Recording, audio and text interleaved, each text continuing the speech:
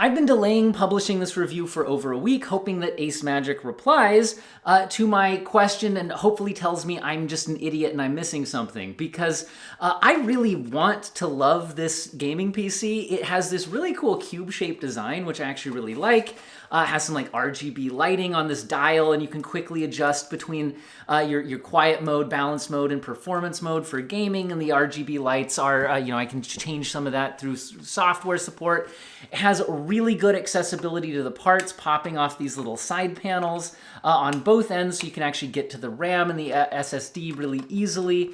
And it has a lot of gaming performance with an RTX 4060 and a 12900H CPU, 32 gigabytes of RAM, and a terabyte SSD. So there's a lot to like here, but it's absolutely crippled in its main use case of gaming, at least as far as I can tell, because I want to connect this to a variable refresh rate display, G-Sync, and have that work properly. I think in 2024, that's a pretty basic feature to ask. However, no matter which of the outputs I use, whether it's any of the two HDMI ports or the display port, using cables that work perfectly fine on other GPUs and other mini PCs, on monitors that work fine on other GPUs and other mini PCs, I just can't get it to allow me to turn on G-Sync. Which means that anytime I'm not locked perfectly to 60 frames per second, I will, drop frames, which is really obnoxious. In other words, if you can't block to your monitor's refresh rate, you get screen tearing, you get issues. This was an issue we had with gaming, years ago, but that was the whole point of G-Sync and variable refresh rate, which I think has been one of the absolute best additions to gaming in the last couple of decades. It's absolutely huge, meaning that you don't constantly have to lock exactly to your monitor's refresh rate to get a smooth experience. So that's an absolute crippling feature to be lacking. Now, I'm by no means like some kind of G-Sync expert, but in any other GPU I've ever used, I just, if it's an NVIDIA GPU, you just open up your NVIDIA control panel and your G-Sync menu should pop up and you enable G-Sync. However, on this one, when I open it up, that just option isn't available. I also notice that when I go into the display settings, it says that the monitor is running off of an Intel Xe GPU. Now, the 12900H CPU inside of this does have integrated graphics, so the best that I can guess what's happening here is what I think happens with some laptops, and effectively, mini PCs like this are kind of a laptops in a box without a display and a keyboard. Anyway, so they're basically using laptop parts.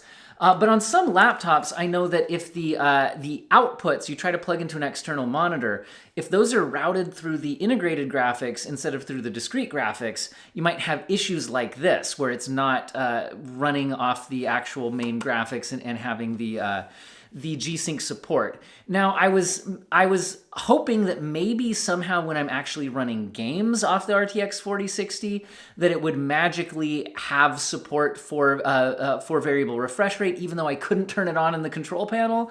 However, when I played a game and I use my monitor, where my monitor can display its output refresh rate, so if I'm in a G-Sync situation, or FreeSync if I'm on an AMD GPU, or just any kind of variable refresh rate support, the monitor should show a varying refresh rate that's matching the game frames per second, and it should vary, whereas that's just not happening here. So I can confirm, in addition to I can just see screen tearing and I can see the lack of consistency and smoothness, I can also just verify that the monitor is not picking up a variable refresh rate signal and is not adapting to it.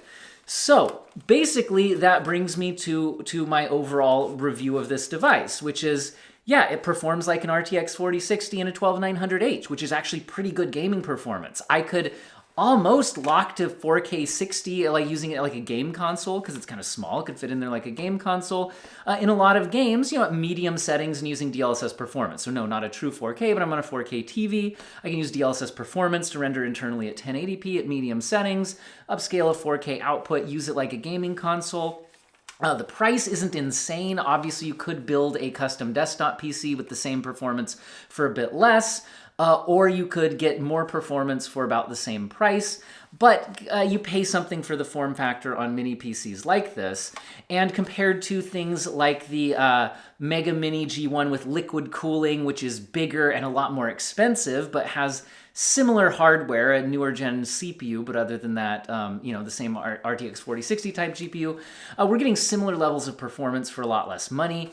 It's similarly priced to the Atom Man, G7 PT, if I'm remembering the name right. I have from a more of an AMD-based system with an RX 7600M. So you're getting similar performance to these other mini PCs, a similar price to the AMD counterpart while having access to things like DLSS. But again, those other mini PCs, I can get G-Sync working. So when I inevitably drop some frames, it presents screen tearing. It's just an objectively worse experience. And I find that to be a bit of a travesty because I really like this mini PC design other than that. Had this not had that fatal flaw, I would have given this a really glowing review overall. I love that the little cube design looks cool. I like that we have the RGB lights on the front. You have a dial that easily adjusts from quiet mode to balance mode to performance mode. So if it's sitting on your desk and you want it quiet while you're working, but then you're going to put on some headphones and game, throw it into high gear. Really love that. I love that these side panels are incredibly easy to pop off and access the memory and access the SSD. I love that the panels pop off on either side. The overall cube design looks really cool. So I loved everything about this and was ready to give it a glowing review, other than the fact that I could not get variable refresh rate working, and I just cannot recommend a gaming product that doesn't have variable refresh rate in 2024. I think that's an absolute crucial feature to be able to offer, and this doesn't. At least I can't make it work. And, I would say that I'm more knowledgeable about computer stuff than the average person who's going to buy one of these. And I couldn't make it work. And I thought maybe I'm an idiot. So I emailed Ace Magic, who sent this as a review sample, by the way. And they've completely ghosted those emails. I sent a follow-up saying, hey, I'm going to publish the review soon.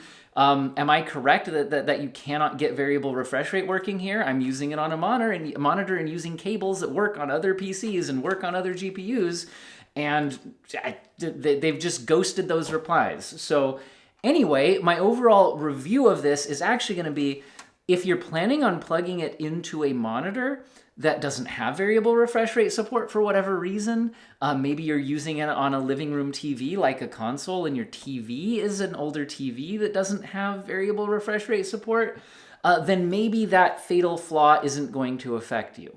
But I would imagine most people spending, $1,100 on a gaming PC probably have a monitor and or TV with variable refresh rate support. And if you don't, you should probably get one. It's absolutely key to smooth gaming. So with that being said, yes, I could. I don't know if I've edited in a bunch of performance graphs. I've tested this out. The GPU performs like other RTX 4060s. Being on the 12900H platform, didn't really reach any CPU bottlenecks. Compared to my Mega Mini G1, I actually saw better 1% lows in a number of games.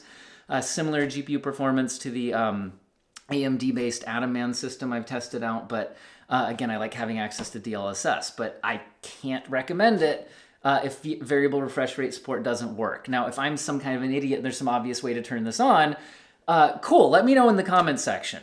But I couldn't figure it out, and it's worked on every other PC and GPU I've ever done using the same hardware, and Ace Magic ghosted me on trying to ask them. So it's on them if if there is some way to do this, and I'm missing it. So anyway, that's my review of the Tank 03, and just overall, use your product and notice basic issues and fix them before trying to sell them, because that seems just like an absolute basic functionality for a gaming PC is to have variable refresh rate support working. And if however they've configured this is somehow maybe running all of the display outputs through the integrated graphics or something, that's my only best guess on why it would be behaving this way. Then that just seems like a fatal flaw in the design, and they need to fix that. So hopefully you guys found the video useful and or interesting, and there's my rant for today. Have an excellent day, everybody.